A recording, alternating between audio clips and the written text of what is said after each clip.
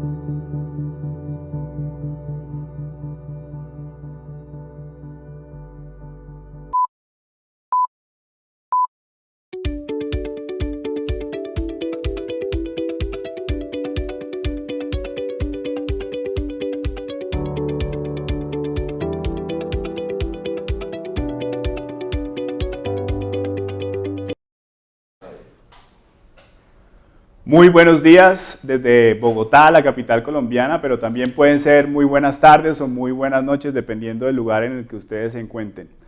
A pesar de la pandemia y gracias a la tecnología y a la digitalización, hoy llegamos a nuestro cuarto y último día de el tercer congreso de la Red de Seguridad Incluyente y Sostenible, Seguridad y Paz en tiempos de grandes transformaciones, digitalización y crisis climática. Este es un evento organizado por el Proyecto de Seguridad con sede en la oficina de la Fundación Friedrich Ebert en Colombia, en colaboración con la FES Argentina y en alianza con el diario El Espectador. Les recuerdo que estamos transmitiendo a través de las redes sociales de la FES en Colombia y de la Red de Seguridad Incluyente y Sostenible, @redsec_regional, a quien también invitamos a que la sigan. Y desde la página de Facebook de la FES en Brasil con traducción al portugués. Mi nombre es Isaac Morales y voy a servir como maestro de ceremonias durante esta última sesión del tercer congreso. Han sido ya 3 días de bastantes discusiones, debates, paneles muy interesantes con expertos y expertas, políticos y políticas que nos han dado muchos elementos para poder tener una noción más amplia de lo que significa la seguridad con relación al cambio climático, la tecnología, y han sido paneles muy interesantes. Pero yo quisiera también darle la palabra a Cristina Birke Daniels, representante de la FES en Colombia, para que nos haga una aproximación y un resumen quizá de lo que ha sido estos 3 días. Cristina, muy buenos días. Muy buenos días, Isaac, un gran placer. Buenos días a todos y todas que nos siguen y un saludo muy especial a nuestro panel, especialmente a la representante Ángela María Robledo y al miembro del Bundestag alemán Jens Zimmermann, igual que a Rafael Sanata y Agustín Malpede y mi colega Sonia Blanque en Argentina. Como dijo Isaac, ya estamos en el último día de nuestro congreso, se pasó de verdad muy rápido. Esta semana llena de nuevos aprendizajes, informaciones y mensajes políticos, creo, importantes. Sabemos que hemos crecido en audiencia y creo que nuestro congreso realmente ha creado un espacio y un punto de encuentro regional y también transcontinental. Hablamos sobre seguridad, es verdad, de una perspectiva muy amplia, pero creo que también progresista e innovadora, abriendo espacios para el debate político entre la sociedad civil en ámbitos aún muy poco desarrollados en la región. Lo mencionaste ya, la crisis ambiental, la ciberseguridad. Y creo que esta incorporación de nuevos temas no impidió tampoco que el Congreso abordara lo urgente y lo crítico como es la crisis que vivimos estos días en Colombia, abriendo una ventana regional a una crisis que demanda visibilización y solidaridad internacional. Muchas gracias también a las colegas de FES Argentina, su aporte ha sido o está siendo muy importante. Ahora también tenemos el colega en la moderación del panel. Y tuvimos la presencia de actores de alto nivel de Bolivia, Argentina, Colombia. Quisiera quizás también destacar la presencia de la directora de la CIDH, a la cual agradecemos especialmente su presencia porque estaba justo en el día de encuentros con el gobierno colombiano que nos estaba también acompañando. Bueno, hablamos con seguimos hablando con tomadores de decisión y creadores de opinión de Estados Unidos, Europa y América Latina, y creo que este diálogo es sumamente importante. Aprofundizamos hoy y por eso le saludo, le paso la palabra a Svenja, que probablemente también nos quisiera saludar, y nos deseo una mañana, una tarde muy interesante. Sí, muchísimas gracias, Cristina. También nuevamente muchos saludos y muy buenos días, tardes desde Buenos Aires y desde la Fundación Friedrich Ebert aquí en Argentina. No quiero decir mucho, Cristina ya, digamos, dijo lo más importante, estamos en el cuarto día de nuestro congreso, con un tema de muy alta relevancia, tecnología y digitalización. Son los temas de la actualidad. Desde el comienzo de la pandemia parecen cada vez más relevantes. Por ejemplo, la socióloga Shoshana Zuboff ha desarrollado el concepto del capitalismo de vigilancia, que trata de captar lo que está pasando, ¿no? Una forma de comercialización de la información de nuestros datos que es característica de las sociedades de consumo como las nuestras, que hacemos negocios a través de Internet. Y la economista Francesca Abria hace un llamado a la Unión Europea de buscar su soberanía digital frente a las empresas gigantes tech como Google, Amazon, Facebook, por un lado, y el posicionamiento de Estados Unidos y China por el otro. En nuestro trabajo en la FES, especialmente aquí en Argentina, hemos puesto un enfoque en estos impactos de la digitalización, ¿no? En el campo de nuestros derechos individuales, pero también qué implica para nuestro trabajo, ¿no? Y qué implica para trabajadores empleados. Digamos, creo que vamos a escuchar un poco, ¿no? Gobiernos han utilizado la información de teléfonos móviles para rastrear los movimientos en pandemia. Empresas están instalando cámaras con inteligencia artificial para comprobar si trabajadores cumplen las normas de distanciamiento. Gobiernos con intenciones autoritarias pueden aprovechar el mayor acceso a los datos para monitorear o incluso controlar a sus poblaciones. Pero también con teléfonos móviles, ciudadanas y ciudadanos pueden documentar situaciones de abuso y violación.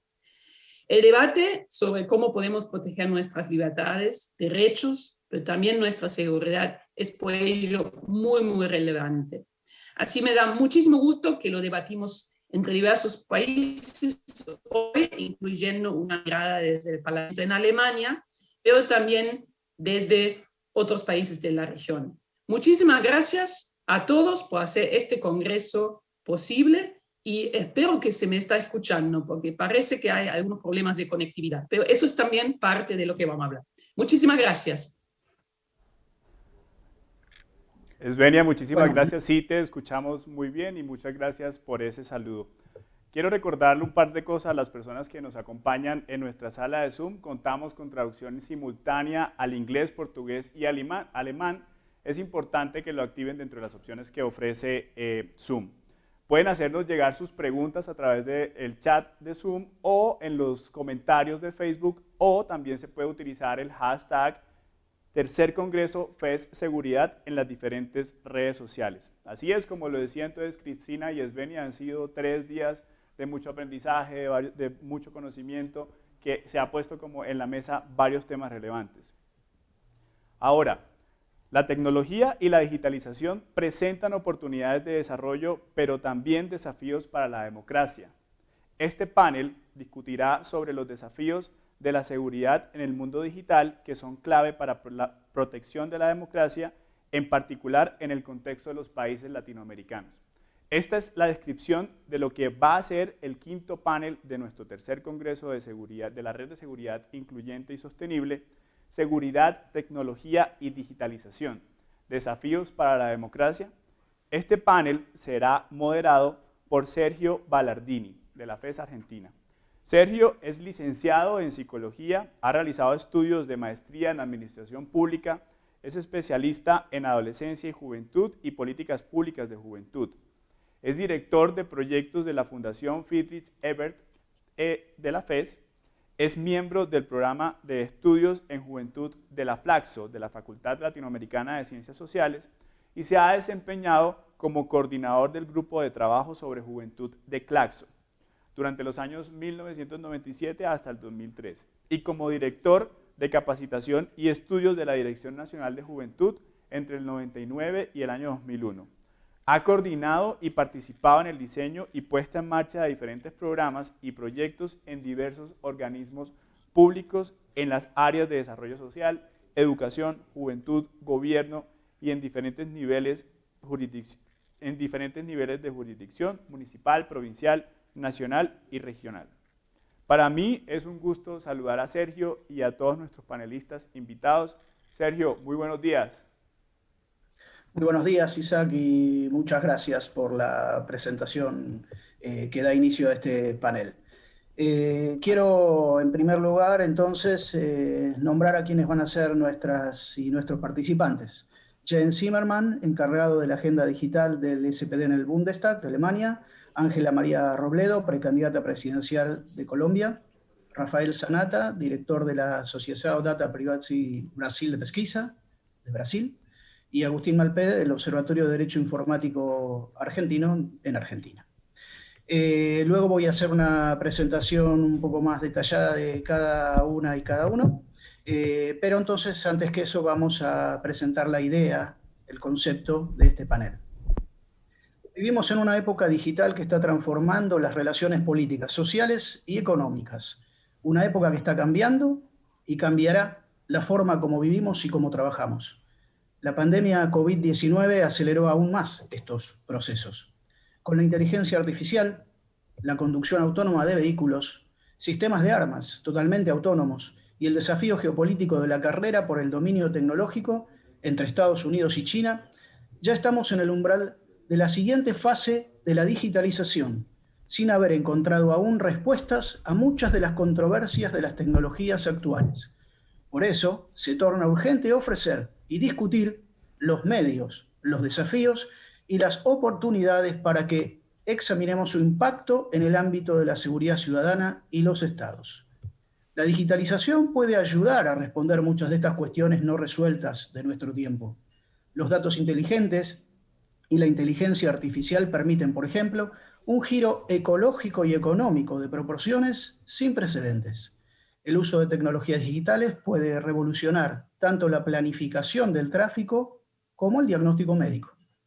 Los dispositivos digitales también facilitan la vida profesional y privada a nivel mundial. Los teléfonos móviles han permitido documentar situaciones de abuso y violaciones de derechos humanos por parte de la policía en contextos de protestas y movilizaciones sociales, lo que es positivo en la medida en que puede promover procesos de rendición de cuentas y de transparencia. El otro lado de la moneda es que estas mismas tecnologías permiten también las noticias falsas, las famosas fake news, que pueden profundizar los conflictos y las divisiones sociales. No cabe duda de que la Internet permite una comunicación ilimitada y el acceso a fuentes de información casi inagotables. Al mismo tiempo, gobiernos con intenciones autoritarias pueden aprovechar el mayor acceso que tienen a los datos de sus ciudadanos para monitorear e incluso controlar a sus poblaciones. Los escándalos de datos y ciberataques a gobiernos de los últimos años demuestran además que la promesa de libertad que hace Internet es difícil de mantener. Los algoritmos de las redes sociales generan burbujas de filtros que limitan la diversidad de opiniones. Pueden alimentar las tendencias extremistas, amenazando la estabilidad democrática. La tecnología ya ayuda a estados y gobiernos para poder implementar políticas sociales o de seguridad con consecuencias en materias de derechos civiles. Sistemas de elegibilidad automatizados, algoritmos de clasificación y modelos de predicción de riesgos controlan qué barrios se someten a vigilancia policial, qué familias reciben los recursos necesarios, a quién se preselecciona para un empleo y a quién se investiga por fraude. Así pues, los monopolios digitales y el abuso de datos pueden tener efectos peligrosos incluso en las democracias estables. Las nuevas realidades de la digitalización requieren un marco nuevo, legal, regulatorio, que proteja derechos humanos, también en los espacios virtuales digitales. Debemos asegurarnos de que no solo un puñado de gigantes tecnológicos o estados autoritarios determinan cómo vivimos y trabajamos, lo que podemos conocer y consumir. A la hora de configurar la digitalización, hay que tener en cuenta al conjunto de la sociedad. El objetivo debe ser crear un progreso social en el que todos y todas participen y donde se protegen los datos del individuo y de la colectividad sin generar nuevas desigualdades. América Latina y Europa ocupan diferentes espacios en la geopolítica, pero las sociedades, en cambio, comparten los nuevos desafíos mencionados. Hace poco, el alto representante de la Unión Europea para Asuntos Exteriores y Política de Seguridad, Josep Borrell, confirma: en el mundo marcado por una intensa competencia geopolítica por la primacía tecnológica, debemos asegurarnos de que la visión de la Unión Europea sobre la digitalización, basada en sociedades abiertas, el Estado de Derecho y el respeto a las libertades fundamentales, demuestra su valor frente a la de los sistemas autoritarios que utilizan las tecnologías digitales como herramientas de vigilancia y represión. La Unión Europea próximamente propondrá una iniciativa que combinará recursos financieros y asistencia técnica para ayudar a sus socios a desarrollar sus propios marcos de gobernanza digital, incluso en ámbitos como la ciberseguridad y la protección de datos. Así estamos, y este es el concepto con el que vamos a introducir nuestro panel. Podemos comenzar con una pregunta general a todos y todas que pueden ser, por ejemplo, ¿cuáles son los riesgos democráticos en relación a las nuevas tecnologías en la sociedad? Y para pasar la palabra y comenzar con nuestro primer expositor, voy a presentar a Jens Zimmermann, miembro del Bundestag desde el año 2013, donde integra el Comité de Agenda de forma interdisciplinar. Jawohl, herzlichen Dank. Y que establecerá el rumbo decisivo para el cambio digital. Ja, herzlichen Dank für die Frage und natürlich auch vielen Dank für die Einladung. Ja, Sí, muchas gracias por la pregunta y para nosotros en el Parlamento alemán también es una gran pregunta, una pregunta importante. ¿Cuáles son los efectos? Existen ambos lados de la ecuación, por así decir. No es solamente negativo o solamente positivo, pero hay que tener cuidado con una cosa. Muchas veces se pretende que a través de la digitalización todo cambie. Y en muchos casos es verdad, pero hay cosas más fundamentales todavía, como por ejemplo la protección de los derechos, de libertad, siguen válidos tal y como antes. Y es una de las cosas que hay que decir antes de entrar en el debate. No es el caso de que solamente porque sea la digitalización o digitación, muchas de las cosas que para los que tuvimos que luchar para obtenerlos democráticamente se vuelven obsoletos. La digitalización no puede desbocar en una situación donde se pone coto o se acortan las libertades.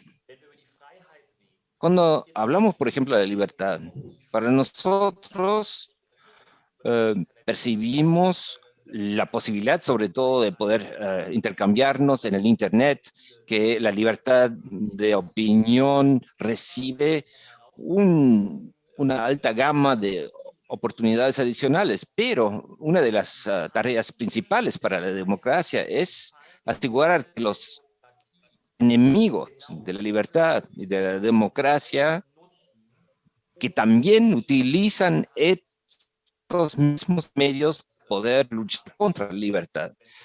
Y de tenerlo eso bien presente cuando vemos la situación alrededor de la elección presidencial en Estados Unidos, donde un grupo de políticos y de personas individuales utilizaron la libertad del Internet para, sí, casi organizar un golpe de Estado.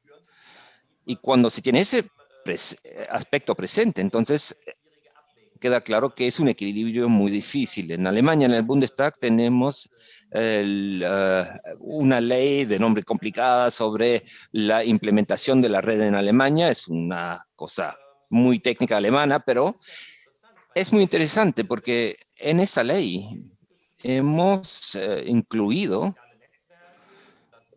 el hecho que los medios sociales, las redes sociales y grandes empresas de Internet tienen que atenerse a la ley alemana, a las leyes alemanas, tienen que respetarlas. Y que bien sabemos que en muchas de esas redes sociales las personas son víctimas de odio y de expresiones agresivas y que las redes sociales en el pasado por lo menos nunca se han dedicado mucha atención a eso porque cuesta dinero, esfuerzo y personal, pero nosotros como Parlamento y el gobierno también hemos declarado que no estamos dispuestos a dejarlo eso continuar. Son las grandes oportunidades de libertad que nos ofrecen el Internet y no queremos que sea abusado por una minoría. Así que hemos decidido que los que participan en la red tienen que respetar las leyes y las libertades. En Alemania, por lo menos entonces, la libertad de expresión no es ilimitada, porque tiene sus límites cuando afecta o atenta a la dignidad de otros. Y eso es lo que nosotros hemos establecido con ese acto de ley y hemos dicho a YouTube, Facebook y los demás tienen que tener cuidado, tienen que asegurarse de que si hay personas en la red que están violando las leyes, que tengan que ser también excluidas. Sabemos que es un proceso muy, muy difícil y que realmente es un camino muy estrecho,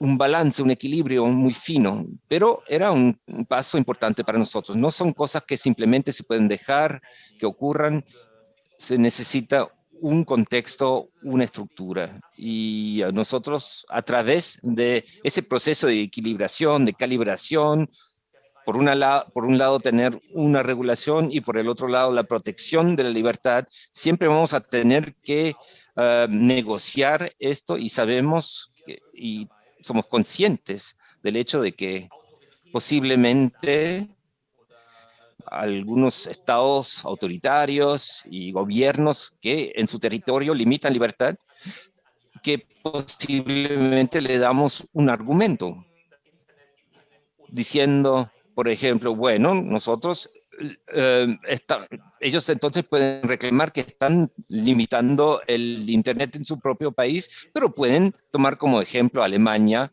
diciendo que Alemania está haciendo lo mismo. Sabemos que es muy complicado, que es un debate muy peliagudo, muy difícil de llevar. Muchísimas gracias, Jens. Vamos a continuar con esta línea en las próximas intervenciones. Pero ahora quería presentar a nuestra segunda ponente, Ángela María Robledo, que es representante parlamentaria desde el año 2014. Ella es psicóloga y magíster en política social. Es también precandidata presidencial por Colombia Humana para las próximas elecciones, pero quiero decir que además, en términos muy específicos a los temas que estamos tratando, es autora de proyectos, por ejemplo, como el de ley sobre mínimo vital de Internet como derecho fundamental, voto virtual y otros asociados a la temática que vamos a tratar, y también ha sido ponente en debates sobre ley de inclusión digital. Ángela, mucho gusto, tenés la palabra. Bueno, muchas gracias. Un saludo de buenos días, de buenas tardes para quienes están conectados en este seminario que, como bien lo decía Isaac, es su cuarto día de discusión alrededor de temas tan importantes que nos ocupan en términos de democracia, seguridad, tecnología, digitalización. Un saludo también a Cristina, de SCOL Colombia. Y bueno, yo qué diría en términos muy generales. Yo creo, Sergio, como tú, y como lo han venido señalando tantos autores y de manera muy especial en esta época de confinamiento y de pandemia, que este mundo virtual, yo lo llamo como el ágora virtual, llegó para reconfigurar nuestras subjetividades, llegó para quedarse. drásticamente ha transformado los procesos de socialización de niños, niñas y adolescentes de manera muy significativa, y uno lo ve un poco en términos de las generaciones más jóvenes, de sus nietas, de sus compañeros, sus sobrinos, cómo este mundo, este ágora virtual llegó para trastocar lo que puede ser como la realidad material y la realidad virtual. Uno a veces no sabe en cuál de esas dos realidades se está moviendo, y por supuesto esto sacude de manera significativa la democracia. Hay un texto reciente, bueno, que recientemente llegó a Colombia, de Jung Chul Han, que se ha dedicado a escribir y a poner las alertas de lo que significa la Big Data, de lo que significa la virtualidad. Ese texto de psicopolítica nos pone una alerta respecto a que quizá estamos haciendo una transición de las sociedades del disciplinamiento a las sociedades del rendimiento, donde la virtualidad, donde la tecnología van a jugar un rol muy importante, y por supuesto la alerta respecto a que esto pueda ser una herramienta que apoye y fortalezca las democracias o las debilite, como decía Jeans, en términos de que hay que regular algunos elementos. Digamos, es una alerta que nos parece importante. En Colombia, ¿qué ha significado en un momento como el que estamos viviendo con esta movilización social? Este despertar ciudadano ha estado también muy atado a la posibilidad de la utilización de esta virtualidad y de esta tecnología. Si no hubiera sido por ella, cientos de abusos de la policía cometidos durante estos 35 días de movilización no hubieran quedado al descubierto para el mundo entero. Si no hubiera sido por los controles que de alguna manera desde la sociedad civil, incluso desde la misma plataforma Twitter, no se ponen en aras de buscar regular lo que ha ocurrido. El Twitter de Álvaro Uribe Vélez, que invitó a los soldados y a los policías a acudir a la violencia en razón al uso legítimo de la fuerza, no hubiéramos podido saber lo que eso ha significado. Entonces, para un país como el nuestro, donde la virtualidad, también como ocurre con muchas de nuestras condiciones sociales, económicas, muestra una profunda desigualdad, la virtualidad también tiene una profunda desigualdad en nuestro país. Solo el 17% del sector rural colombiano está conectado a esa virtualidad, pero con esa doble cara que tiene esta virtualidad para Colombia en un momento como estos, en este momento que llamamos un despertar ciudadano, esas tecnologías han sido fundamentales en la línea de la protección de los derechos humanos y en la línea de la protección de una democracia que en Colombia ha sido una democracia frágil.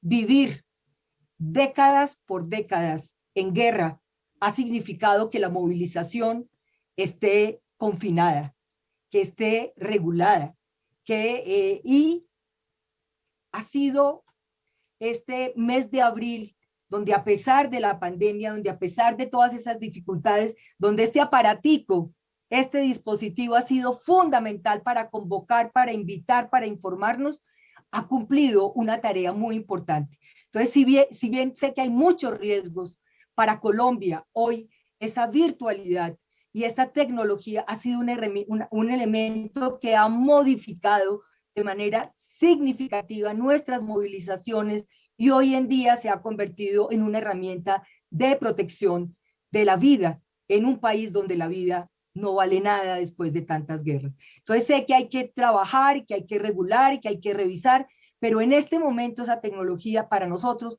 ha sido un elemento fundamental. Si no hubiera sido por esto, la Comisión Interamericana de Derechos Humanos no hubiera estado dispuesta a venir al país para evaluar y mirar esta barbarie que hemos vivido.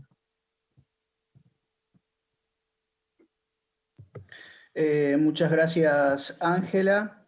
Y ahora le vamos a dar la palabra a nuestro tercer expositor, Rafael Zanata. Es abogado y activista digital, director de la Asociación Data Privacy Brasil de Pesquisa, y es máster por la Facultad de Derecho de la Universidad de San Pablo, es doctorando por el Instituto de Energía y Ambiente de la misma universidad.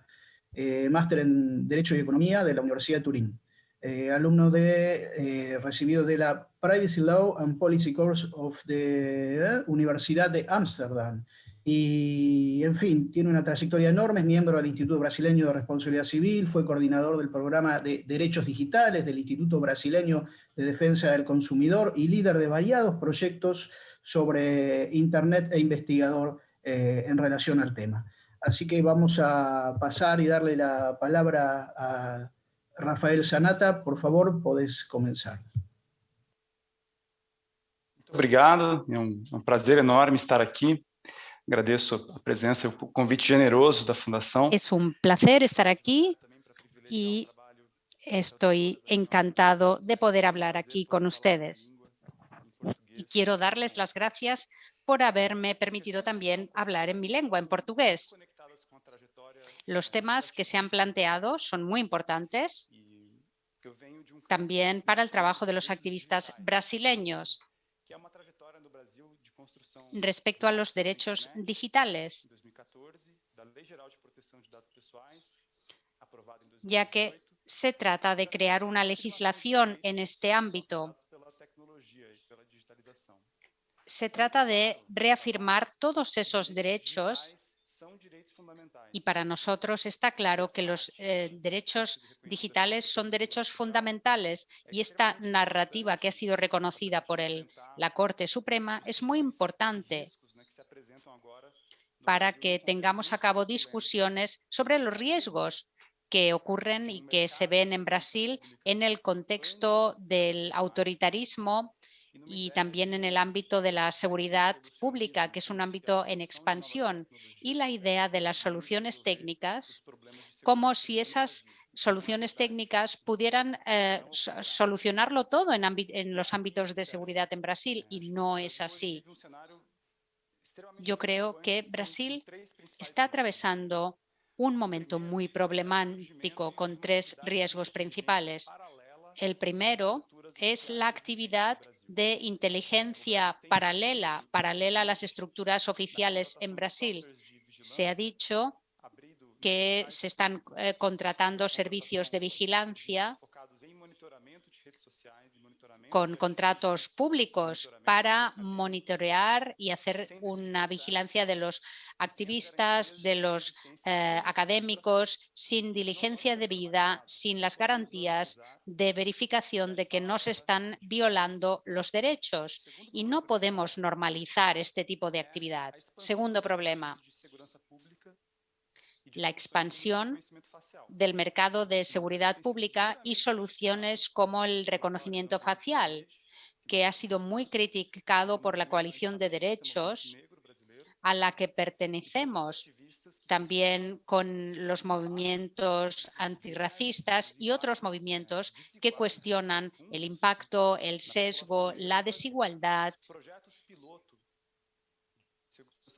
que afectan a la población negra en Brasil, en Salvador de Bahía, por ejemplo, en Río de Janeiro y en otras ciudades, y que han llevado a la detención de más del 91% de personas negras entre los detenidos. Y esto ha perjudicado las vidas de estas personas y las consecuencias van a ser desastrosas en Brasil si esto continúa. La idea de la protección personal y de los derechos personales, como de los datos personales como un derecho, es muy importante.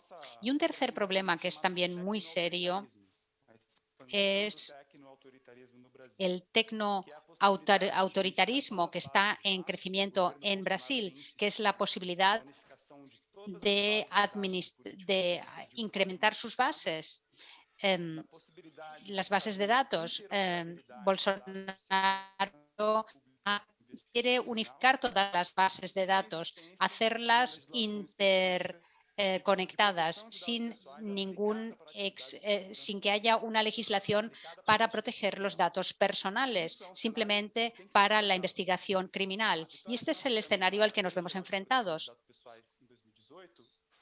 Nosotros tuvimos una ley al principio en este sentido, pero ahora nos enfrentamos a un nuevo código penal que habla de las pruebas digitales y pruebas recogidas digitalmente, y hay que limitar y está intentando limitar la seguridad pública en favor de la seguridad. Tiene que haber una separación de estos poderes, la inteligencia y también las actividades de seguridad pública. Esto es solo para que vean la situación actualmente en Brasil. Muchas gracias por esta invitación.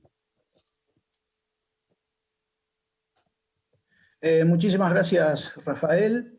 Y vamos ahora a pasar a nuestro cuarto ponente, Agustín Malpedek, a quien voy a presentar.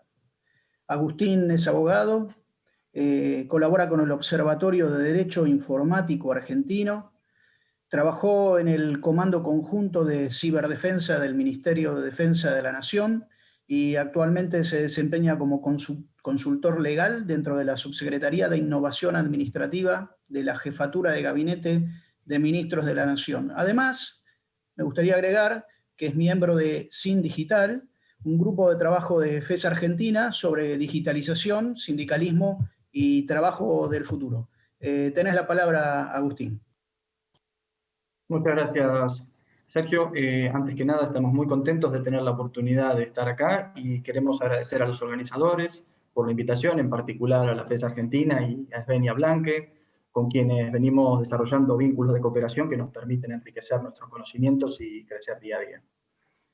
La pregunta que han hecho es realmente muy interesante porque creo que la red de Internet nos brinda a nosotros una plataforma para los distintos servicios y sectores, tales como los de salud, finanzas, economía, los cuales son vitales para el crecimiento de los estados y presentan un riesgo democrático que se encuentra magnificado por factores tales como el peso de las acciones digitales de los usuarios, que aumenta día a día. Hoy, por ejemplo, por un tuit uno puede terminar preso. También tenemos los dispositivos electrónicos que almacenan grandes cantidades de datos y están altamente ligados a los individuos en cada aspecto de la vida diaria. Tengamos en cuenta que estos dispositivos tienen aplicaciones que nos permiten funciones tales como, por ejemplo, descargar nuestra agenda personal o conocer nuestra ubicación geográfica en tiempo real. Hoy, los gobiernos asumen que cada persona tiene un teléfono de estos y desarrollan políticas públicas bajo esa presunción. Por ejemplo, la aplicación Cuidar, desarrollada por el gobierno argentino, se utiliza para otorgar permisos de circulación en virtud de la crisis sanitaria. Y además, tenemos el hecho de que los datos que son almacenados son cada vez combinados y unificados con una mayor frecuencia, lo cual permite a los estados y a las organizaciones un mayor rastreo sobre los usuarios y la construcción de perfiles digitales sobre cada uno de los ciudadanos. Como bien dijeron antes, esta pandemia aceleró mucho los procesos y ayudó a poner en evidencia de que los estados ya no pueden seguir ignorando la problemática o la importancia crítica que los flujos de datos representan y la problemática que su intercambio indiscriminado genera, ¿no? El acceso e intercambio de la información durante esta crisis sanitaria ha permitido a los estados, tanto fronteras para adentro como para afuera, comprender las características y propagación del virus, así como también fomentar los lazos de cooperación en el desarrollo y distribución de la cura.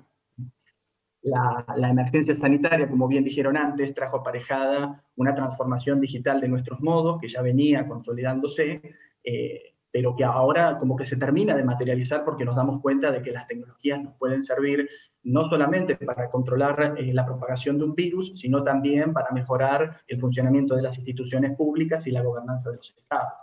Por esta razón, la responsabilidad de quienes almacenan y tratan estos datos va a ser un factor crítico para poder lograr esta transformación digital de la sociedad. Con esto quiero decir que los individuos deberían sentirse seguros de que su privacidad está siendo respetada. Sin embargo, por el crecimiento exponencial del uso de aplicaciones y dispositivos interconectados, así como también la nula política de seguridad digital, tenemos un escenario donde el usuario termina siendo siempre el objetivo de ataque. Y esta situación se ha visto amplificada a partir de la pandemia porque ha permitido que los actores maliciosos aprovechen la conmoción interna generada para poder obtener beneficios con fines espurios, por ejemplo, utilizando ataques de suplantación de identidad. Yo les pregunto, ¿cómo puede hacer un banco para verificar cuando me manda un mensaje de texto o un correo electrónico para verificar mi identidad? ¿Cómo puede hacer la entidad para saber que yo estoy o no estoy siendo coaccionado para responder afirmativamente a esa comunicación? Entonces, en vista de esta y otras tantas problemáticas que se han planteado en los últimos años, países de todo el mundo han desarrollado normas y marcos de trabajo que tienen como objetivo principal abordar los desafíos que se plantean. Puntualmente, los estados orientan sus esfuerzos al diseño de políticas que permitan abordar la ciberseguridad y la protección de los datos de los individuos.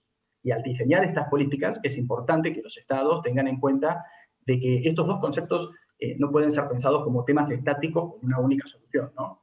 Porque ocurre muchas veces las medidas adoptadas de ciberseguridad amenazan a las de privacidad y viceversa. La relación entre estos dos conceptos no es exactamente armoniosa. Yo en ciberseguridad tengo muchas veces la necesidad de analizar una red en tiempo real para detectar una anomalía, lo que en privacidad puede suponer una recolección indiscriminada de una gran cantidad de datos y a su vez el análisis de esos datos, ¿no? Que pueden contener o no información personal de los usuarios. Entonces nos encontramos ante un terreno que está acechado por dos fantasmas. Por un lado tenemos el espionaje hacia los usuarios y por otro lado tenemos la ausencia de seguridad de los mismos. Lo llamativo es que la ciberseguridad entra en una especie de crisis cuando hablamos de privacidad. Pero yo quiero convencerlos de que la privacidad no es un problema de la ciberseguridad, sino su principal solución. El desafío entonces viene dado por la necesidad de desarrollar estrategias que permitan un abordaje integral que garantice los derechos de los ciudadanos en el ámbito del ciberespacio.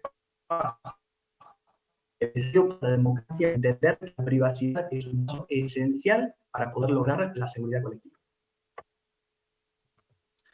Muchas gracias, Agustín. Muy rica esta primera ronda, pero queda mucho todavía para seguir desarrollando. Entonces vamos a volver a tensionar con algunas preguntas que nos permitan desarrollar estos puntos. ¿Qué piensan ustedes de los marcos legales que se están implementando? ¿Cuál es el alcance que tienen, los riesgos que también generan? Por ejemplo, el control de las tecnologías de vigilancia en búsqueda de mayor seguridad genera determinadas regulaciones específicas, pero cuyos límites también se pueden convertir en controles sociales. ¿Qué casos concretos conocemos? En América Latina, ¿estará la sociedad dispuesta a entregar libertades en relación a la protección de sus datos para obtener más seguridad?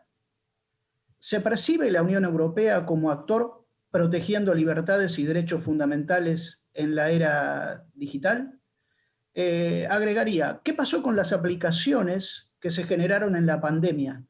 Las de seguimiento de contactos. ¿Cuál es la experiencia que pueden contarnos? Especialmente en el caso de Jens, la pregunta estaría dirigida a las aplicaciones que produjo el gobierno alemán, ¿sí? Entonces, con estos pequeños puntos, Jens, si querés, tu intervención. Sehr gerne, vielen Dank. Und, Sí, claro, por supuesto, con mucho gusto. Sin duda, es un tema muy grande y muy importante también en Alemania. Desde el punto de vista europeo, hay que recalcar que el Reglamento Básico de Protección de Datos es uno de los marcos más fundamentales para el espacio digital que hemos creado en Europa y que en el espacio de la Unión Europea protege a todos los ciudadanos de una vigilancia a cargo del Estado o de compañías privadas. Y en este contexto también quisiera decir que también el Tribunal, la Corte de Justicia Europea, decide y sentencia en estos ámbitos, por ejemplo, en el ámbito de qué ocurre con los datos guardados de ciudadanos y ciudadanas europeos en Estados Unidos, porque allí hubo el acuerdo de Privacy Shield, el escudo de privacidad, y esto fue anulado por el Tribunal Europeo de Justicia, porque en Estrasburgo este tribunal consideró que en Estados Unidos los derechos de los ciudadanos y ciudadanas europeos no estaban protegidos en Estados Unidos. Todos conocemos el escándalo del NSA y también otras sentencias similares. Así que realmente este es un ámbito en el que nosotros, como europeos, sobre todo en un contexto internacional, podemos estar realmente orgullosos de lo que hemos creado en este ámbito. Pero diría también que en el marco de la pandemia de corona, en Alemania surgieron críticas que decían que la protección de los datos obviaba de cierto modo también la protección eficaz contra la pandemia.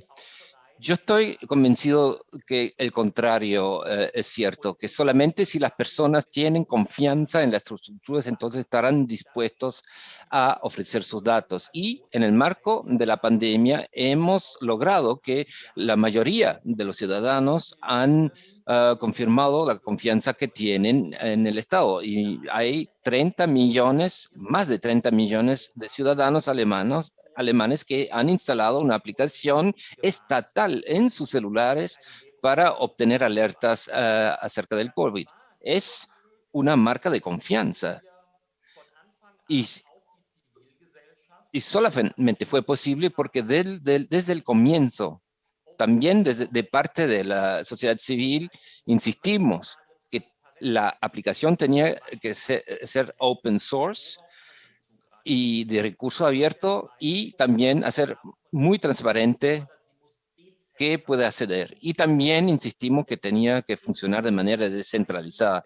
En Alemania no existe un servidor central que acoge todas estas informaciones personales. Está todo descentralizado y es por ello que muchos ciudadanos han aceptado la aplicación y le tienen confianza. No es la solución para la pandemia, pero en ese contexto es un muy buen ejemplo, porque en Francia, donde tradicionalmente las estructuras son muy centralizadas y se trabaja de manera muy centralizada, en Francia trataban de introducir una aplicación donde todo se acogía y todo se registraba centralmente. Y ese proyecto fracasó porque la gente no descargaba esa aplicación porque tenían miedo de ser vigilados. Entonces pienso que son dos ejemplos muy interesantes de cómo actuar en esa situación.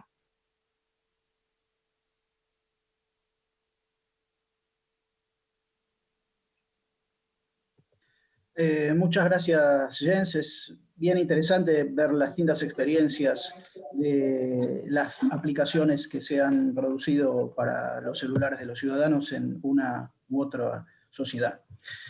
Vamos a pasar ahora la palabra a Ángela. Y de paso quería también agregarle al concepto de Ángela el hecho de, por sus intereses, que hace muy poquito, creo en el mes de marzo, el Comité de Seguimiento de Niñez de Naciones Unidas dio lugar a una observación general, de las que sacan habitualmente, la observación general 25, y en esa observación general se centraliza en que todos los derechos de la Convención de Derechos del Niño, hoy decimos niños y niñas, tienen validez en el ciberespacio, en el mundo de Internet. Y ese también es una ampliación de derechos, en este caso a niños y niñas y adolescentes, que también son nuestros ciudadanos. Ángela, tenés la palabra. Gracias, Sergio. A propósito de eso, hay un proyecto en Colombia que que busca darle concreción al artículo 47 del Código de Infancia, que desarrolla el artículo 13 de la Convención Interamericana de los Derechos de los Niños. Ese artículo 13 nos dice que los niños, niñas y adolescentes en la Convención buscan información, hacen ejercicio de libre expresión como parte de su proceso de formación ciudadana. Pero aquí lo que querían era crear casi un tribunal de la Inquisición para establecer cuáles eran los documentos, los programas, las franjas para que los niños tuvieran acceso a los medios de comunicación tradicional y un cierto mecanismo de censura respecto a su acceso y su utilización de las redes. Fíjate cómo se puede, Sergio, dar la vuelta, como lo dicen los colegas, y volver una disposición que amplía derechos y que amplía espacios de democracia en un elemento, en un gobierno como el nuestro, autoritario, de una dictadura blanda que busca convertir y restringir esos derechos. Lo segundo, este ha sido un país donde no hemos tenido las dictaduras que han tenido nuestros compañeros del sur recientes, pero es un régimen, vivimos en un régimen cívico-militar. Eso ha significado un país en guerra. Y aquí los elementos de seguridad para el manejo de bases de datos, de digitalización, de todo este mundo del ciberespacio, ha buscado proteger más a la policía, al gobierno, al ejército, que a los ciudadanos. Ustedes saben que Colombia ha sido un país de chuzadas, de lo que llaman ahora perfilamientos, de seguimiento a integrantes de la oposición, de líderes sociales. Entonces, para nosotros este asunto de este mundo de lo que yo llamo el ágora virtual, pensada como un espacio común y un espacio público, no ha sido tan real, porque vivimos y hoy sí que sufrimos un régimen autoritario.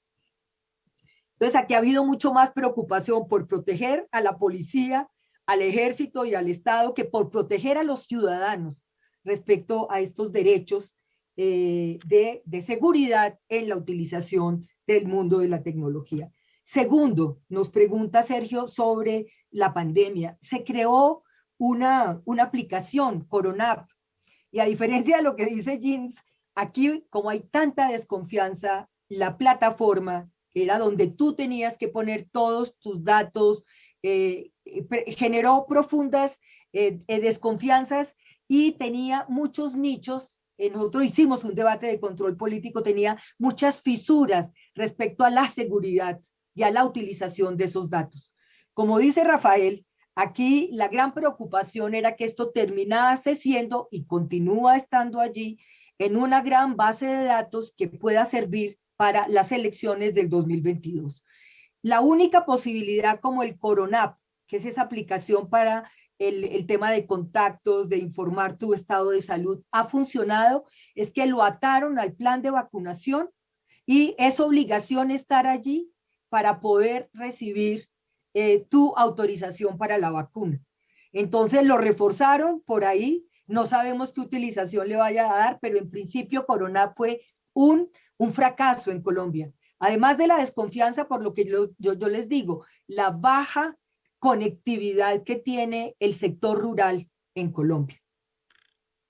Y en tercer lugar, por eso están las iniciativas de las que habla Sergio, que hemos presentado desde la bancada de la oposición, en el sentido de que sabemos que esta es una amplía derechos, este mundo digital, si se trabaja, si hay educación, si hay pedagogía, si hay mecanismos de seguridad, amplía derechos, pero lo básico por lo menos es tener acceso a él. Ese ha sido el proyecto de un básico, de un mínimo en Internet gratuito, porque, por ejemplo, uno de los sectores que más se afectaron en Colombia, en el sector de la ruralidad y de los lugares más pobres, han sido la educación y la salud.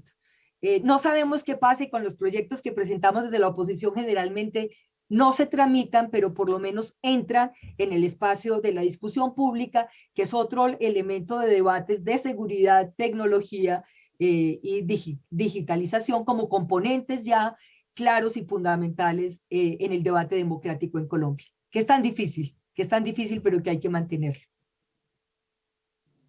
Muchas gracias, Ángela, y vamos a pasar la palabra a Rafael.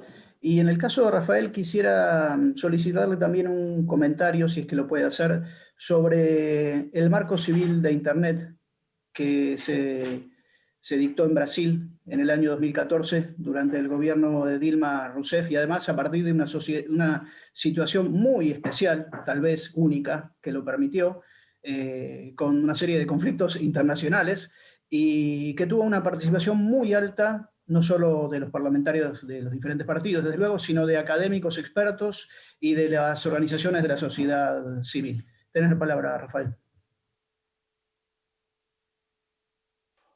Muito obrigado, Sérgio. Esse contraste é muito interessante mesmo, porque... Muchas gracias, Sergio. Que é chamada também como nossa Carta de Direitos para a Internet, nossa Constituição da Internet, ela foi processo... Ese contrato, esa carta para la utilización del Internet fue el resultado fruto de un proceso legislativo, un proceso que se construyó mediante una plataforma que se construyó a base de varias rondas de consultación con el público, envolviendo a representantes de la sociedad civil y representantes de los partidos políticos. Empezó en el 2007, fue a largo plazo y terminó en el 2014. Edward Snowden ayudó a fomentar ese proceso porque cuando reveló los hechos, ese marco se volvió un elemento vital e importante para la soberanía de Brasil y hubo la voluntad de proteger la privacidad de los brasileños y su libre expresión de opinión. Y ahora es muy sólido porque cuenta con mucha fuerza. Fue un proceso que integraba a múltiples partes interesadas y este marco siempre fue fomentado desde una perspectiva democrática. El presidente Bolsonaro quiere cambiar eso. Quiere dictar un nuevo marco unilateralmente sin involucrar al público, a la gente y sin consulta. Desde arriba, con la intención de crear reglas para prohibir a plataformas de remover contenido, salvo en el caso de que haya una sentencia judicial. ¿Cuáles son los argumentos que aduce Bolsonaro y cuáles son los argumentos para esta nueva derecha brasileña que ha crecido, que habla de globalización, del marxismo cultural y la conexión entre las grandes empresas tecnológicas y los movimientos de izquierda en Brasil? Y Bolsonaro es un protagonista de esas nuevas tendencias políticas. Tienen teorías de conspiración. Dicen que tanto la izquierda como las grandes empresas tecnológicas están luchando contra la libertad en Brasil y Bolsonaro dice que si se transfiere al ámbito judicial todas las violaciones de las reglas que se pueden aplicar a las plataformas, entonces esto significaría un gran cargo para un lastre también para el sistema judicial que no puede asumir y por eso quiere conferir al Estado de establecer reglas estrictas, reglas éticas que describen cuál es un discurso de odio o incluso crear bots para identificar. Twitter lo está haciendo, utiliza ese tipo de mecanismo para detectar ataques ciber y ese método autoritario de Bolsonaro de tratar de imponer un nuevo marco civil es antidemocrático, es radicalmente distinto a lo que hicimos hasta el año 2014 y lo que trata de hacer es crear un modelo para retirarle el poder a las plataformas de las grandes empresas tecnológicas, como si eso fuera esencial para garantizar la libertad de expresión en Brasil. De prohibir a las plataformas de retirar contenido es importante para proteger la libre expresión de opiniones, pero el contrario es verdad. Lo que necesitamos es un acuerdo en la sociedad, un consenso en cuanto a la definición de cuál es un discurso de odio y qué es nefasto y dañino para la sociedad. Y lo que Bolsonaro quiere hacer es imponer reglas para facilitar los discursos de odio. Lo que vemos en Brasil es un caso típico de abuso de poder político para interferir en el Internet.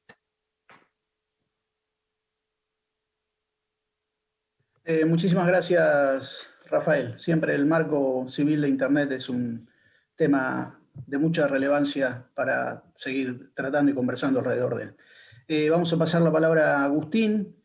Agustín, más allá de las preguntas generales que ofrecemos, quizás sería muy interesante para todos escuchar de tus palabras el trabajo que vienen haciendo también con el mundo sindical. Muchas gracias. Tenés la palabra. Sí, quisiera comenzar mi intervención diciendo que el ciudadano es el eslabón más débil de cualquier sistema y dentro del ciberespacio muchas veces es engañado o manipulado para poder entregar su información personal, ¿no?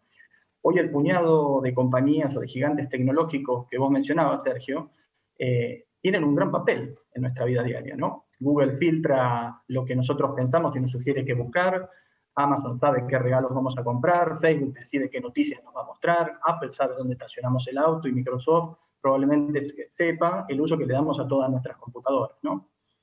El problema es que muchas veces las grandes cantidades de datos que almacenan estas compañías tecnológicas resultan filtradas por cualquier razón y el único perjudicado termina siendo el ciudadano. Esto ocurre porque las autoridades de los distintos estados no consideran que las filtraciones de datos sean un incidente de ciberseguridad. O cuando quieren hacerlo, la regulación existente que hay no es suficiente para poder responsabilizar a las compañías ante estas situaciones. Entonces el Estado tiene un rol fundamental, no solamente en regular, sino también en controlar y auditar periódicamente a estas compañías que tienen delegadas las funciones de la validación de seguridad de sus productos y están haciendo un pésimo trabajo en ello. Y esto probablemente responda a que la privacidad no es una prioridad en el ámbito empresarial, pero lo que no puedo entender, sinceramente, es cómo esto no es una prioridad para los estados de la región. Sobre todo cuando hay asociaciones civiles, ONGs, el sector académico, que hace muchos años que ya advierte sobre los diversos aspectos que esta problemática plantea. Entonces, en este sentido, las problemáticas o las preocupaciones suelen estar direccionadas hacia lo que es la recolección indiscriminada de datos y el análisis sofisticado de los mismos, que puede llevar a darnos información sobre uno o sobre varios individuos, ¿no? Las grandes cantidades de datos que tratan las compañías pueden ser un gran activo comercial, sin dudas, pero también son un gran activo criminal. ¿Sí? Nuestro rastro de datos cada día es mucho mayor dentro del ciberespacio y estamos expuestos a amenazas que, si bien pueden no ser tangibles o visibles, créanme que tienen efectos muy, pero muy reales.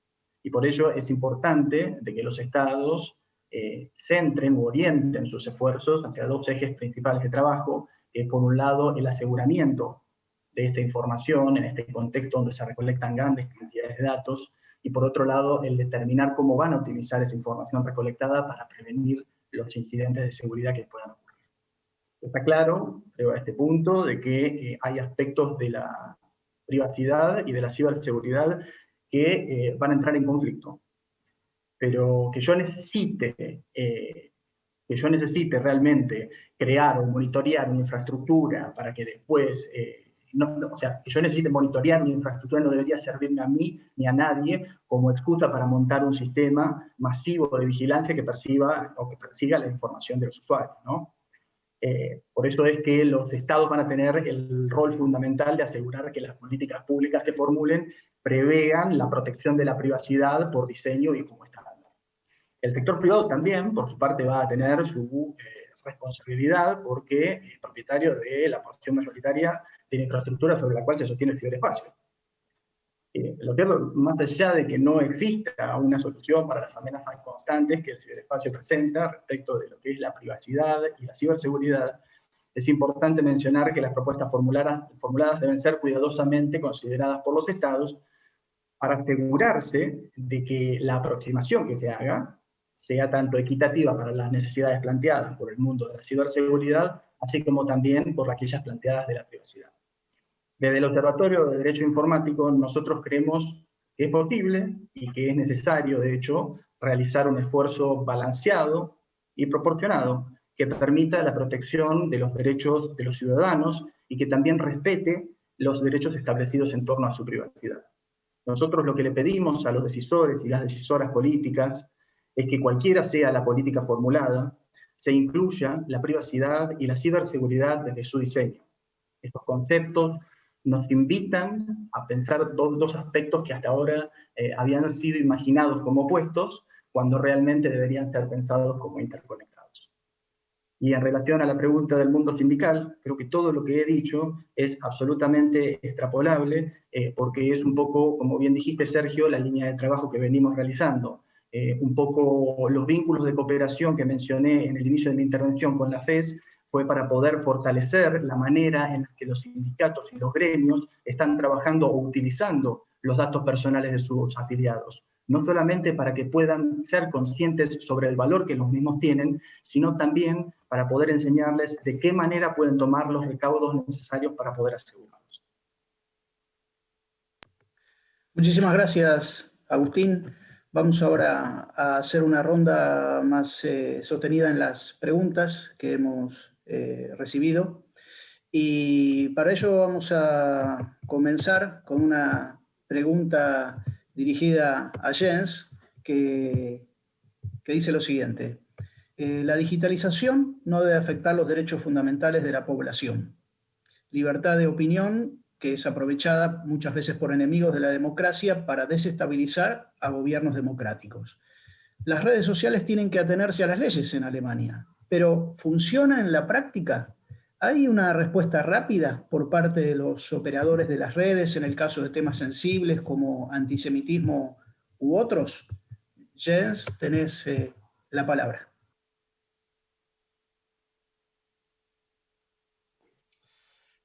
Die Antwort ist wahrscheinlich nein. La respuesta es probablemente no, pero aún así hay que intentarlo. Yo creo que este es el mensaje más importante que se puede dar a este respecto. Es un trabajo muy, muy difícil, pero aún así no podemos decir que, bueno, que es muy difícil y que por eso no lo hacemos, porque es muy difícil ponderar y entonces nos cruzamos de brazos. Eso no es una opción. Pero es importante que todo se haga de manera lo más transparente posible y bajo un control democrático y que se cuestione siempre y se evalúe constantemente. Esto es lo que puedo decir al respecto y puedo decirles que en Alemania estos problemas hasta ahora no hemos conseguido solucionarlos, pero yo creo que al menos puedo decirles una cosa. Hemos enviado unos mensajes muy claros hacia los grandes consorcios de Internet, a los grandes gigantes tecnológicos. Uno de los efectos de nuestra ley de implementación de las redes es que Facebook, Twitter, Google han tenido que contratar a cientos de personas contratadas personas que están en Alemania y que están tramitando quejas. Cuando yo soy atacado en Internet y me quejo, entonces hay alguien que tiene que responder a esa queja. Y ese es un mensaje muy claro y muy importante, simplemente para demostrar que, bueno, son empresas tan grandes, hay tantas personas en Internet que no podemos hacer nada. Y ahí yo tengo que decir que estoy un poco orgulloso de nosotros, de que hayamos implementado esta ley. Y sé que muchos parlamentarios en otros países están mirando exactamente cómo lo aplicamos. Y esto también se aplica a la cuestión de cómo estamos enfrentándonos al poder económico de esas empresas, porque no hay que ser un socialista para decir que no es bueno que empresas individuales tengan tanto poder. Simplemente es incluso un rasgo capitalista el decir que, bueno, una empresa tiene tantísimo poder, pues no hay competencia. Y eso no es bueno para los usuarios ni para los ciudadanos. Muchas gracias. Muchas gracias, Jens. Lo que planteas evidentemente presenta tensiones para la democracia y habrá que trabajarlo en extensión y en profundidad. Vamos a dar la palabra ahora a Ángela y las preguntas que les vamos a formular a Ángela también podrían ser puestas en relación a Rafael y a Agustín. Las preguntas son las siguientes. Protección de datos personales y derechos fundamentales de la población. ¿Cuán probable es que los países de América Latina sigan un modelo como el de Alemán? ¿O qué tipo de modelo? ¿Dónde una persona puede ir presa por un tuit? ¿Y toda la población tiene acceso sin límites a Internet? Ángela, ya venías avisando que no, hablando del mundo rural. Y bueno, en fin, ¿qué sectores son los excluidos sin acceso a Internet y las desventajas que todo esto significa, por supuesto? Ángela, tenés la palabra. Sí, les contaba que en Colombia este debate que también me parece que ilustraba, o esta tensión que ilustraba Agustín, lo que significa y que está consagrado en nuestra Constitución, por ejemplo, que es el derecho a la intimidad versus el derecho a la libertad de expresión, que siempre entran, digamos, cuando estamos pensando en estos asuntos en tensión. Ha empezado a ganar discusión y ha empezado a tener un espacio de debate en el Congreso de la República de manera particular. Y hay esfuerzos por entrar y hacer ejercicios de regulación, como decía Jens, buscando la cooperación de las grandes plataformas virtuales del mundo, ¿sí? Sabemos que, por ejemplo, Facebook crea ese comité con integrantes incluso de América Latina. Hay una colombiana, Catalina Botero, que está allí para buscar de alguna manera regular, incluso desde las mismas plataformas, cuáles serían los filtros del tipo de mensajes que se mantienen, que deben ser eliminados, porque van en contra de la democracia, porque fomentan el odio, como decía Rafael, porque incluso en algunos de sus mensajes pueden producir estallidos no sociales como el que tenemos en Colombia, sino violencia total. Entonces, diría que nosotros estamos empezando a hacer un debate sobre lo que significa la ponderación, lo llamamos en Colombia, en el marco de nuestra Constitución, de estos derechos. Y vuelvo y digo, este debate llegó para quedarse en Colombia. Apenas asoma, porque nos han ocupado tantas cosas en este país, y este parecería como un tema muy sofisticado, pero está ahí, hay que trabajarlo y hay que buscarle salidas democráticas. Y oyendo a Jens, me parece muy interesante poder conocer la ley que se tramitó en Alemania para ver nosotras en Colombia cómo podemos aprender de ellos. Y en segundo lugar, claro, está este tema, está nuestra conexión, está nuestra facilidad, está esta doble condición de ser tan críticos frente a las redes y a las plataformas, pero tener que acudir a ellas para poder comunicarnos. Si no fuera por ellas, pues no estaríamos aquí. Si no fuera por ellas, el Congreso de la República no habría podido sesionar. Sí, tiene esa doble condición. O sea, somos muy críticos. Se habla incluso que si esto es un nuevo modelo civilizatorio y cómo enfrentarlo, pero al mismo tiempo, cuáles son los mecanismos de regulación. Y sobre el tema de la enorme inequidad que hay en Internet en Colombia, pues ya les daba los datos. El 17% del sector de lo que llamamos la Colombia profunda, la Colombia que ha vivido la guerra en todas sus dimensiones, esta guerra de guerras, tiene esta conexión, y muchas veces es por datos. No tienen tablets, los niños no tienen computadores. La virtualidad ha afectado de manera, o sea, no tener acceso a la virtualidad ha afectado de manera dramática el mundo escolar en Colombia, del sector rural, de las ciudades más pobres. Entonces aquí tenemos que hacer como un doble ejercicio, Sergio y quienes nos acompañan. Es, por un lado, poner en el debate lo que va a significar las tecnologías, estas plataformas gigantescas, estos nuevos derechos, esta ágora virtual de la que yo hablo. Eso hay que trabajarlo, hay que mirar sus mecanismos de regulación sin caer en la censura, pero por el otro lado, un enorme esfuerzo que tenemos que hacer en Colombia porque esa conectividad llegue a tantos lugares. Porque también está el otro lado de esta conectividad, que es el acceso a documentales, a información. Para las mujeres en Colombia, este aparatico ha sido fundamental para protegerse de la violencia intrafamiliar que en pandemia se subió de manera impresionante, para evitar un feminicidio.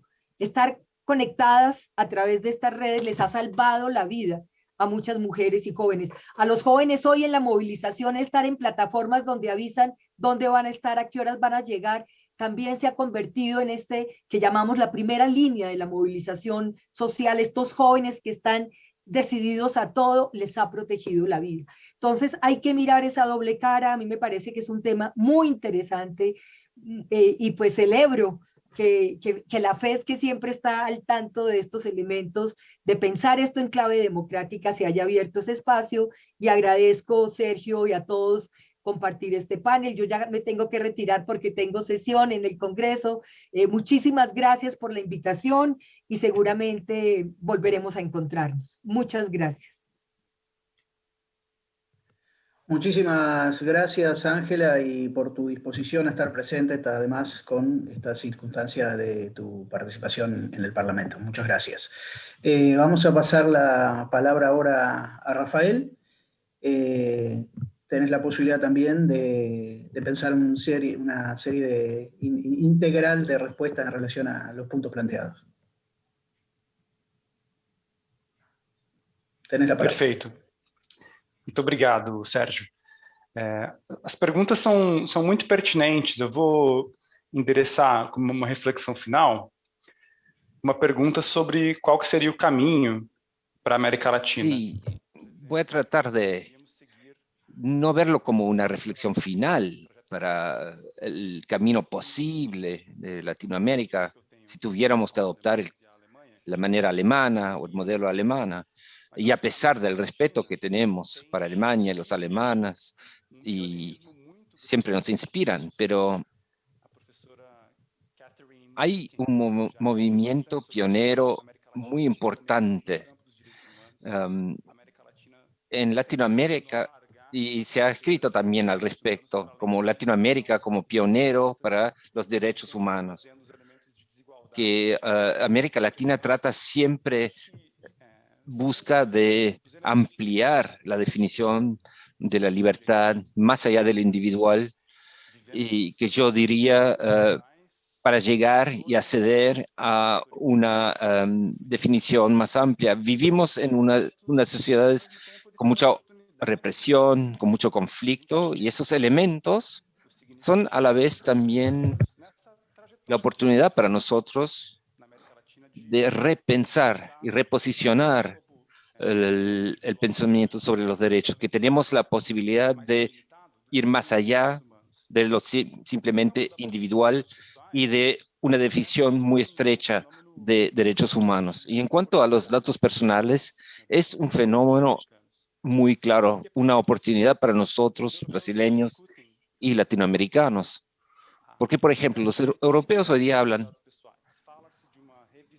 del tutelaje colectivo, de los datos personales, de una ampliación de la protección de los datos privados, no solamente de los derechos individuales, sino colectivos, unos derechos muy difíciles de definir. Y en Brasil y en Latinoamérica fuimos pioneros de esas definiciones más difundidos o más amplios. Tenemos un marco legal que va más allá de los derechos individuales. Y es para nosotros muy natural de hablar de los derechos colectivos. Y cuando hablamos de esos derechos difusos, es una conexión muy potente, porque si se combinan los derechos fundamentales con la tradición de derechos difusos, creamos una serie de remedios legales en una imagen colectiva que incluye la debida diligencia, evita los abusos y también apunta a esos abusos colectivos o los abusos de los derechos colectivos que siempre han sido asimétricos. Así que yo pienso que es una oportunidad para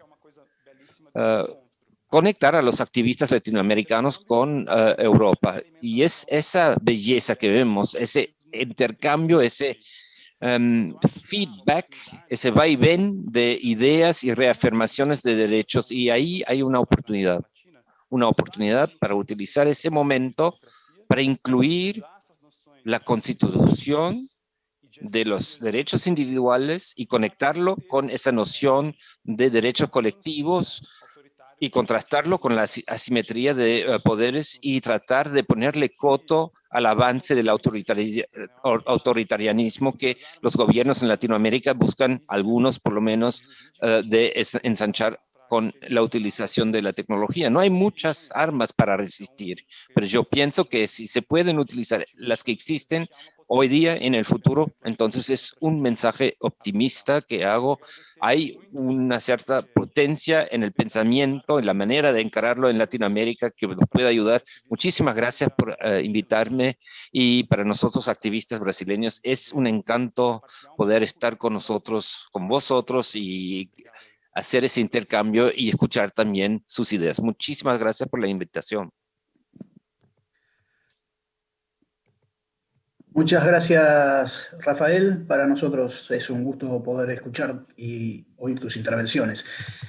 Para finalizar este panel de preguntas, paso la palabra a Agustín. Agustín, por favor, podés comenzar. Gracias, Sergio. Un comentario breve respecto de una de las preguntas que hiciste, que fue ¿dónde una persona puede ir presa por un tuit? Ahí en el chat les he enviado a todos los participantes y las participantes un enlace de una noticia reciente en Argentina, donde una persona hizo una broma por Twitter sobre saqueos y una fiscal termina imputándole el delito de intimidación pública, el cual prevé una pena de entre 2 y 6 años de prisión. Entonces, esto refuerza un poco la idea que comenté en mi primera intervención de que el peso de las acciones digitales de los usuarios dentro del ciberespacio está aumentando día a día. Eso por un lado. Por otro lado, la pregunta que has hecho de cuán probable es que los países de la región de Latinoamérica sigan un modelo regulatorio como el de Europa. Y esta es una pregunta realmente interesante. Voy a hablar esto desde el ordenamiento jurídico argentino, que es el que conozco. La ley argentina tiene una gran similitud con el ordenamiento jurídico europeo, particularmente con la ley española. Esto quiere decir lo siguiente: la ley vieja de protección de datos española es prácticamente, podríamos decir, un mellizo de la ley actual que nosotros tenemos en Argentina de protección de datos. Y esto no sería un problema, pero ¿qué pasó? Ustedes bien saben que en el año 2016 llega el GDPR a Europa, que se termina implementando en el año 2018, y cuando ocurre esta implementación, los estados, algunos de ellos, particularmente aquí el Estado español, se da cuenta de que la ley que ellos tenían vigente iba a quedar obsoleta, más que nada por los requerimientos que traía o que suponía el nuevo reglamento europeo de protección de datos general. Entonces, yo quiero decir que la ley vieja española fue reformada. España hoy tiene una nueva ley orgánica de protección de datos que intenta ponerse a tiro con los requerimientos establecidos por el GDPR. Sin embargo, nosotros acá en Argentina seguimos con la ley vieja, que ellos tenían, es decir, con una ley que hoy resulta insuficiente, una ley sancionada en el año 2000, que por el tiempo que tiene y el tiempo que ha transcurrido, ustedes bien saben que con el crecimiento exponencial de la tecnología, hoy todo lo que hablemos en este panel va a quedar viejo cuando cortemos la comunicación. El crecimiento es realmente muy rápido, y 21 años desde la sanción de una normativa por más sólida que la misma sea, deja clara la pauta de que es necesario readecuarla para estos tiempos y este contexto moderno que corre. Entonces, la respuesta a la pregunta que vos planteaste es, ¿se puede seguir un modelo de regulación europeo en los países de la región latinoamericana? Sí, por supuesto se puede. Siempre y cuando esta regulación que nosotros sigamos o este modelo que sigamos se encuentre adaptado al contexto y las necesidades de los países y de la región.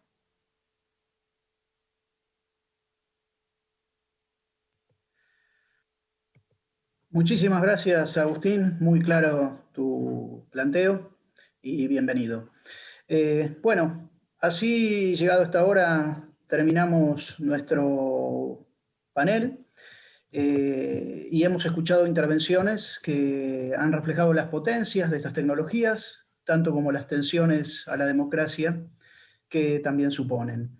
Los diálogos necesarios, vigentes y pendientes, la urgencia de regulaciones basadas en derechos humanos y evitar también la idea del solucionismo tecnológico, como diría Morozov, para en su lugar poner la tecnología en fuerte relación con la participación ciudadana y el fortalecimiento de la democracia.